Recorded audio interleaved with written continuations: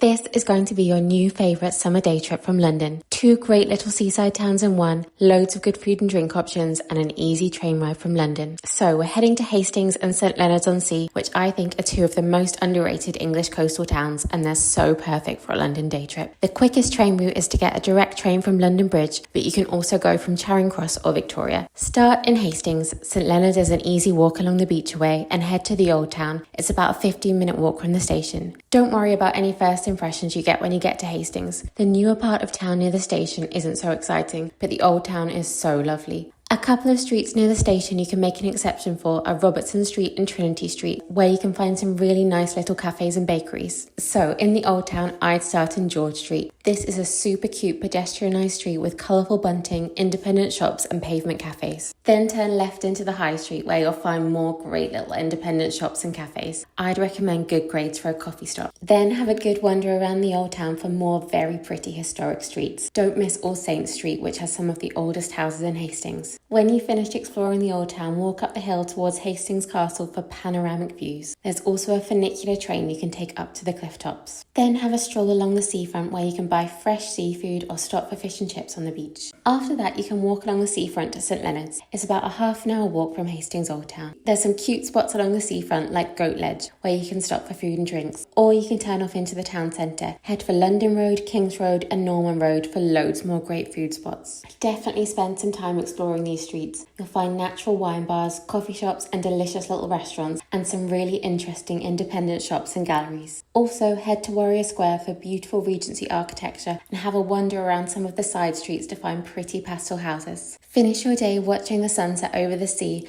before heading back to London. You can catch a direct train from St Leonards Warrior Square. You just need to buy a return ticket from London to Hastings and you'll be all covered from St Leonards too. If you're not quite ready to go home yet and want to make a weekend of it, I'd recommend checking out Airbnbs over hotels in the area. There's some really lovely, beautifully styled sea view apartments you can find in both St Leonards and Hastings. If you do decide to stay for the weekend and want to explore some other places, there are some more beautiful spots nearby. The super pretty medieval town of Rye is 20 minutes on the train from Hastings, or if you love a good hike, there's an amazing clifftop walk you can do between the 2 towns. There's also a pretty village called Winchelsea, which is 15 minutes on the train from Hastings. Or you can visit Battle, which is about 10 minutes on the train from St Leonards and is the site of the famous 1066 Battle of Hastings. Also, Eastbourne is 30 minutes on the train from St Leonards, and you can go there to start the iconic Seven Sisters and Beachy Head walk. If you found this video helpful, please give it a like, and you can subscribe to my channel for lots more UK travel guides. Let me know if there's anywhere else you'd like me to cover, and if you have a favourite London day trip already.